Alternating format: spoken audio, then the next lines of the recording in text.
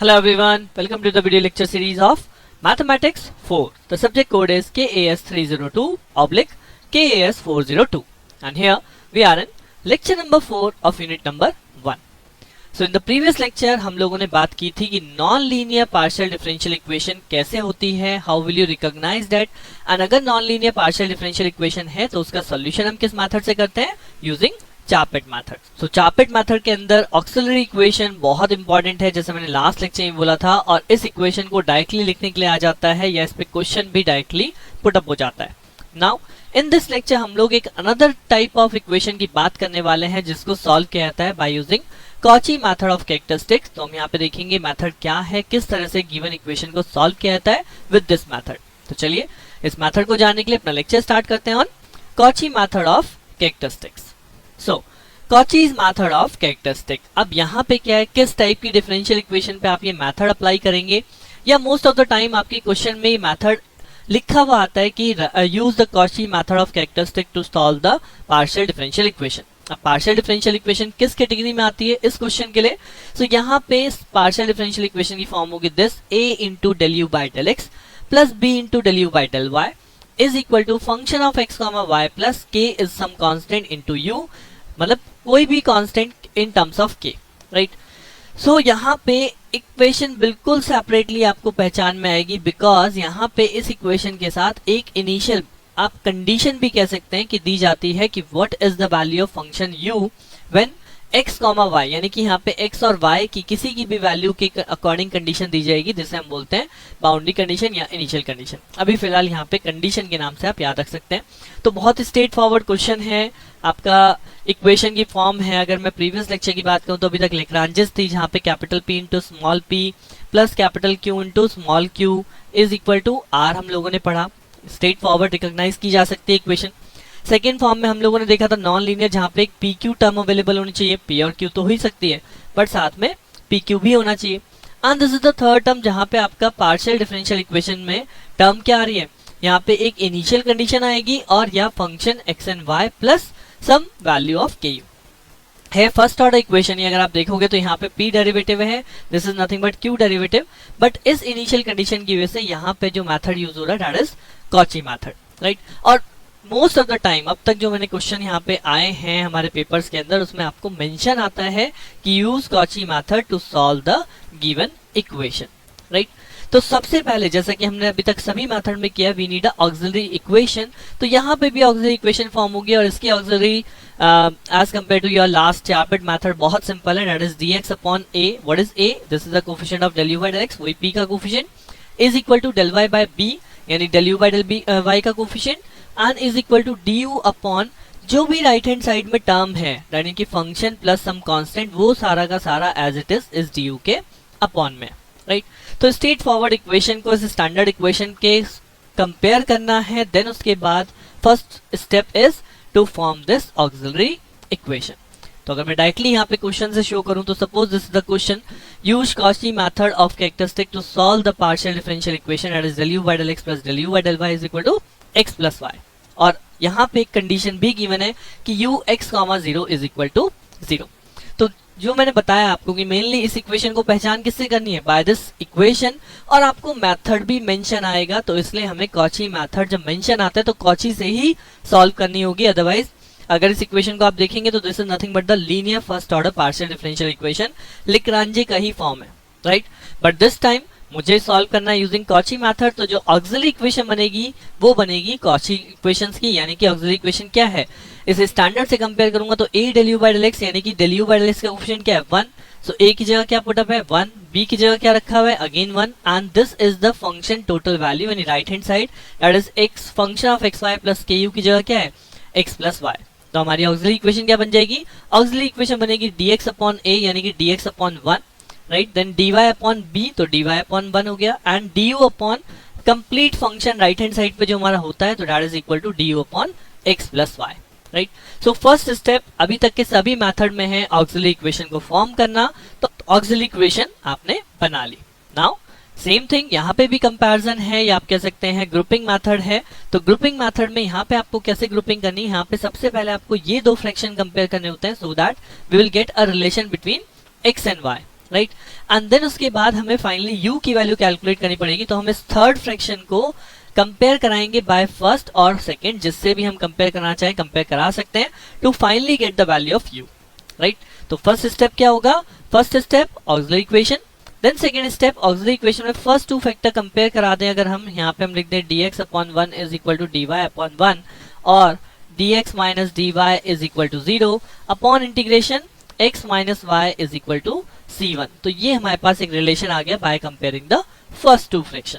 Again with the same auxiliary equation हम यहाँ पे थर्ड फैक्टर को, यानी मुझे u की वैल्यू चाहिए तो मैं थर्ड फैक्टर को कंपेयर करूंगा, चाहे आप फर्स्ट से कंपेयर कर लीजिए या सेकंड से कंपेयर कर लीजिए, जिसमें चाहे उससे आप कंपैरिजन कर सकते हैं। फॉर एग्जांपल अभी मैं यहाँ पे लेके चलता हूँ, सपोज मैं सेकंड और थर्ड फ्रैक्शन को इक्वेट करा देता हूँ, तो मेरे पास क्या बनेगा after cross multiplication, du is equal to x plus y into dy, right. मैंने du को लेफ्ट हैंड साइड पे रखा because I want to calculate the value of u, और जब du की वैल्यू आपके पास है तो मुझे इस इक्वेशन को इंटीग्रेट करना है, then I will get the value of u, right. तो इंटीग्रेशन करने पे यहाँ तो u बन जाएगा, बट अगर आप left hand side right hand side पे देखेंगे तो यहाँ पे आपको y के रेस्पेक्ट में इंटीग्रेट करना है, और यहाँ पे टर्म बन रही है x प्लस वाई, यानी कि y को y के रेस्पेक्ट में इंटीग्रेट कर दूं कोई प्रॉब्लम नहीं है, बट x को कैसे करूं, सो मैं यहाँ पे x को कन्वर्ट कर लूंगा in form of y because we have already drive x minus y is equal to c1, तो what is the value of x over here, x can be written as c1 plus y, right. So अगर मैं यहाँ पे x को c1 plus y लिख दूं तो ये हो जाएगा c1 plus y into dy, du is equal to, और ये हो जाएगा that is equal to c1 plus 2y और dy। Now I can integrate this equation because यहाँ पे एक साइड y के टर्म है और एक तरफ आपका u है, तो जैसे ही हम इसे इंटीग्रेट करेंगे what we get, upon integration मुझे यहाँ पे मिल जाएगा u of x comma y, u is the function of x and y is equal to c1y plus y square, right, 2y का integration y square plus constant of integration that is c2। अब यहाँ पे basically इस equation में मुझे c1 और c2 की value calculate करनी है, सो दैट जो आपका फंक्शन है, जो आपका सोल्यूशन है वो xy की टर्म में रहे। तो अब अगर मैं यहाँ पे c1 की वैल्यू बोलूँ तो c1 we have already known that is x minus y, so मैं यहाँ पे c1 को पुट कर सकता हूँ कि this equation can be written as x minus y into y plus y square plus this c2। Now c2 को कैसे कैलकुलेट करेंगे, तो C2 को कैलकुलेट करने के लिए आप यहाँ पे एक पोर्शन लेट करेंगे कि C2 डिपेंड्स ऑन या फंक्शन ऑफ C1, राइट। हम हमेशा इस कॉची मेथड के अंदर C2 को इसी तरह से कैलकुलेट करना है कि C2 is equal to some function of C1, यानी C2 कांस्टेंट जो है वो C1 पे डिपेंड कर रहा है, और C1 की वैल्यू अल्टीमेटली क्या है, तो C2 अल्टीमेटली क्या हो जाएगा, g of function of x minus y, because C1 की वैल्यू है x माइनस वाई, राइट। तो यहाँ पे मैंने c1 को x माइनस वाई रख दिया, सिमिलरली c2 को भी मैं यहाँ पे रख दूंगा function of x minus y, तो अल्टीमेटली ये आपकी इक्वेशन बन जाती है जिस इक्वेशन से आपको u की वैल्यू मिलेगी। बट इसमें अब किससे प्रॉब्लम है, इसमें प्रॉब्लम है इस function g x minus y की वैल्यू क्या है, इसे जैसे हम यहाँ पे पुट करेंगे g x माइनस वाई की वैल्यू को, तो मुझे यहाँ पे कंप्लीट u की वैल्यू मिल जाएगी, और ये वैल्यू कहाँ से आएगी, फ्रॉम द गिवन कंडीशन। जी हाँ, ये जो इनिशियल कंडीशन आपको दी गई है, जो इनिशियल एक बाउंड्री कंडीशन कह सकते हैं, तो ये जो कंडीशन यहाँ पे गिवन है, इस कंडीशन का मैं यूज करूंगा to calculate this function value. So according to this condition x comma 0, यानी y की जगह क्या पुट किया है, y की जगह 0, तो अगर इस इक्वेशन के अंदर हम x कॉमा 0 पुट कर देते हैं, यानी y की जगह 0 पुट कर दिया, तो y की जगह 0 होने का मतलब this function 0, this y square become 0 and this function is written as gx, क्योंकि y की जगह क्या है 0। तो as per the given condition u x comma 0 हमारे पास गिवन है 0, so that is basically 0 is equal to gx value. तो यहाँ से आपको मिलता है कि function of gx, right, is equal to 0 है। तो अगर मैं x की जगह कुछ भी रिप्लेस कर दूं, लाइक मैं यहाँ पे लिख दूं g of x minus y कितना होगा, तो राइट हैंड साइड पे तो 0 ही है, तो राइट हैंड साइड पे क्या हो जाएगा, 0 ही रहने वाला है। अगर आप कहते हो जी x प्लस वाई क्या होगा, वो भी 0 होगा। अगर आप कहते हो जी y क्या होगा, वो भी 0 होगा। क्यों? क्योंकि आप x की जगह तो रिप्लेसमेंट कर सकते हैं, बट राइट हैंड साइड पे कोई भी ऐसी टर्म नहीं है जो रिप्लेस हो, that is always 0। So that means gx की वैल्यू 0 आने से हमने gx माइनस वाई की वैल्यू कैलकुलेट करी, that is 0।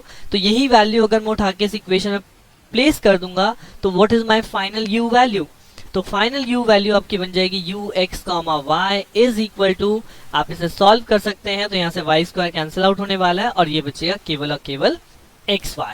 Right. So this is the simple solution, simple method that is called the Cauchy method, जिसके अंदर सबसे पहला टर्म क्या था, ऑक्सिलरी इक्वेशन बनाइए बाय कंपेयरिंग द स्टैंडर्ड। आपको a की वैल्यू चाहिए, b की वैल्यू चाहिए एंड फंक्शन चाहिए राइट हैंड साइड पे। फर्स्ट टू फ्रैक्शन कंपेयर किया, आई will get the one relation. उसके बाद मैंने u की वैल्यू सॉल्व करनी है, तो मुझे थर्ड फ्रैक्शन को सेकंड या फर्स्ट किसी से भी कंपेयर करा सकते हैं, तो मैंने यहाँ पे सेकंड से कंपेयर कराया। du के लिए सॉल्व किया, ये हमने u की इक्वेशन कैलकुलेट करी। अब यहाँ पे C1 कांस्टेंट पता था, बट C2 को मैंने इन टर्म्स ऑफ C1 लेट कर लिया and then it's value is calculated based on the given condition, right. तो ये सिंपल सा सॉल्यूशन है। एक और क्वेश्चन देखते हैं सो दैट हमारी अंडरस्टैंडिंग और अच्छी बन जाएगी। बेसिकली सेम मेथड अप्लाई करते हैं in another question. So this is the second question that I have taken over here. Use the method of characteristic to solve ux minus uy is equal to 0 when the condition is ux comma 0 is equal to x. Now, अब इस question में आप एक change देखेंगे, यहाँ पे लिखा है ux माइनस uy, यानी कि जो u और सफिक्स में x लिखा है इसका मतलब होता है del u by del x, right. तो अगर क्वेश्चन इस फॉर्मेट में है तो कंफ्यूज मत हो जाइएगा, ux का मतलब है बट सफिक्स में x है, ये चीज ध्यान रखिएगा। ux is equal to del u by del x, but अगर मैं यहाँ पे x इंटू यू लेता हूं तो this is not equal to del u by del x, ये term del u by del x नहीं है, this is simply x multiply by u। But अगर u के सफिक्स में x है then this means this is a derivative u with respect to x। Similarly अगर यहाँ पे uy मेंशन है then it is written as del u by del y। तो ultimately ये जो इक्वेशन है ये del u by del x minus del u by del y is equal to 0 है, जिसको हम स्टैंडर्ड फॉर्म से जैसे ही कंपेयर कराएंगे तो del u by del x का कोफिशिएंट होता है a, right. What is the standard one, a into del u by del x plus b into del u by del y is equal to function x comma y plus ku। ये हमारी standard थी। तो जैसे ही हम इसे standard से compare कराएंगे तो a की जगह यहाँ पे 1 है, b की जगह यहाँ पे -1 है और राइट हैंड साइड में फंक्शन हमारा 0 है। तो I got this auxiliary equation dx upon 1 is equal to dy upon -1 is equal to du upon 0। अब जैसे कि हमने फर्स्ट क्वेश्चन में किया, सेम स्टेप्स यहाँ पे करने हैं। सबसे पहले हमने क्या किया था, फर्स्ट टू फ्रैक्शन को कंपेयर कराया so that I will get the one relation, right. और जैसे ही मैं इन दो फ्रैक्शन को कंपेयर कराऊंगा I will get dx upon 1 is equal to dy upon -1। Cross multiplication कर दीजिए तो यहां से आपको लिख सकते हैं dx plus dy is equal to 0। On integration we get x plus y is equal to c1, right. तो this is the first relation जो कि हमने फर्स्ट टू फ्रैक्शन को कंपेयर करके कैलकुलेट कर लिया।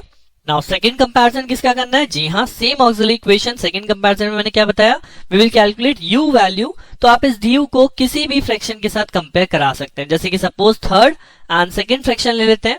सो बाय आफ्टर मल्टीप्लिकेशन हमें किसकी वैल्यू कैलकुलेट करनी है, हमें वैल्यू कैलकुलेट करनी है du की। सो du यहाँ पे हो जाएगा 0 multiply by something that is 0 upon integration u is equal to basically c2 that is a constant of integration, या हम इसे ऐसे भी लिख देते हैं ux comma y is equal to c2, right. अब मुझे इस इक्वेशन में c2 की वैल्यू चाहिए, तो c2 हमने कैसे सॉल्व किया था, let c2 is equal to function of c1 and what is our c1, c1 is x plus y। तो c2 इज इक्वल टू क्या हो जाएगा, function of x plus y।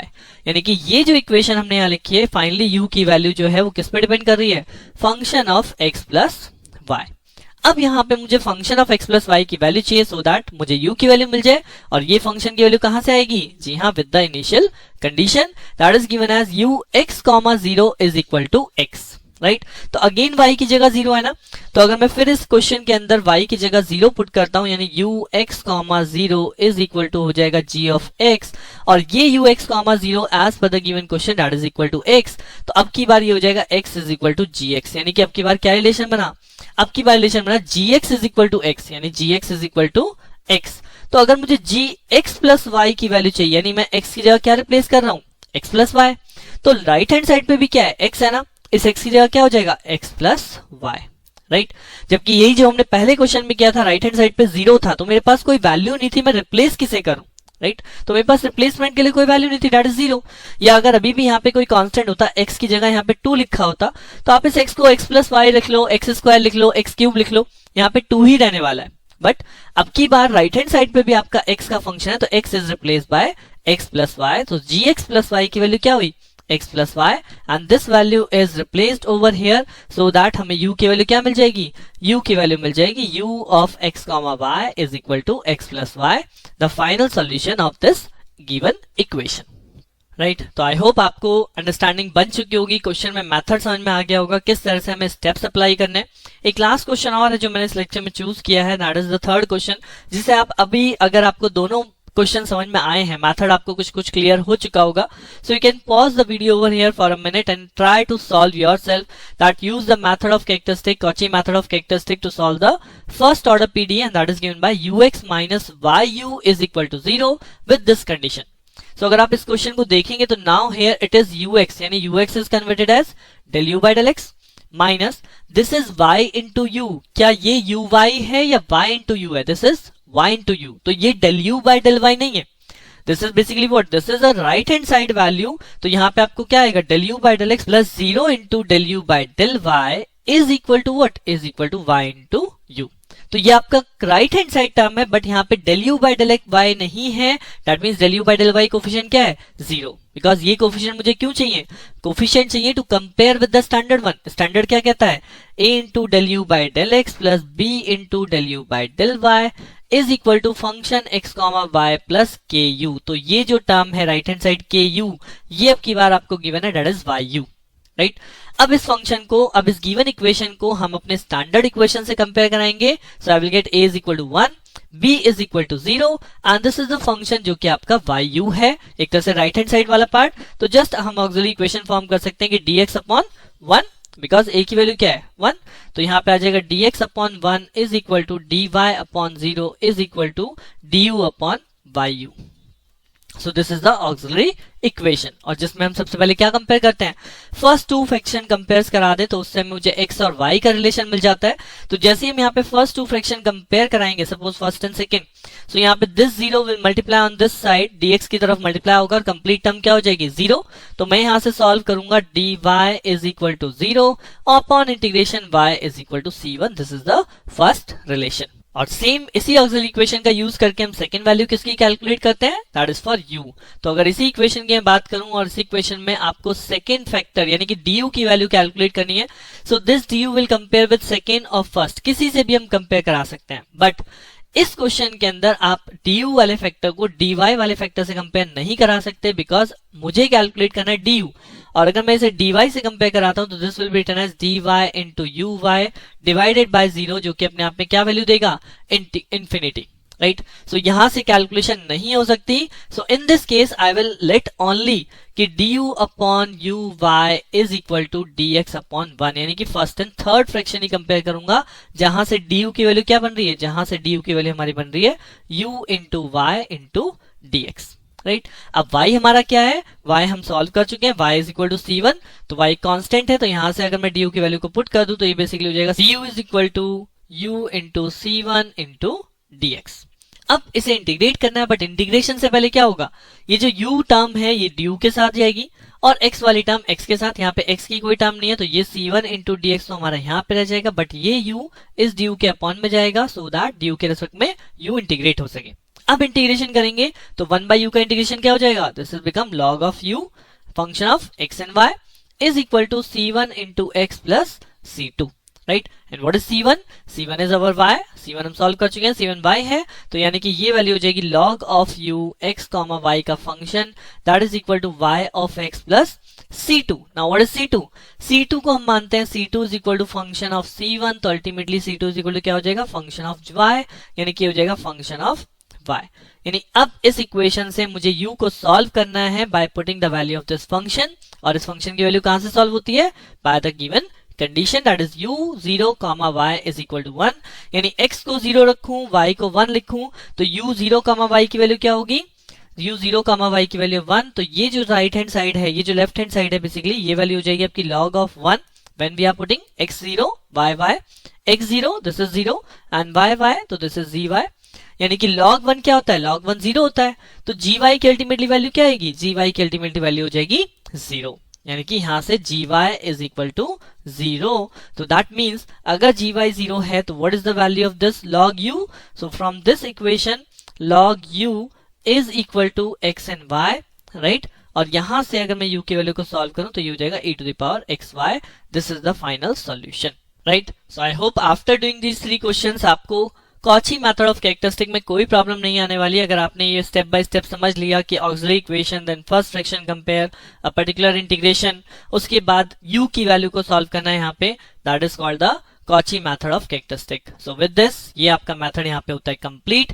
Now next lecture में हम लोग start करेंगे another main important topic of this unit, that is called homogeneous linear partial differential equation solution, जहाँ पे विद कांस्टेंट कोएफिशिएंट है और वेरिएबल्स के साथ भी इक्वेशन है। तो बने रहिए मेरे साथ, मिलते हैं नेक्स्ट लेक्चर में। Thank you.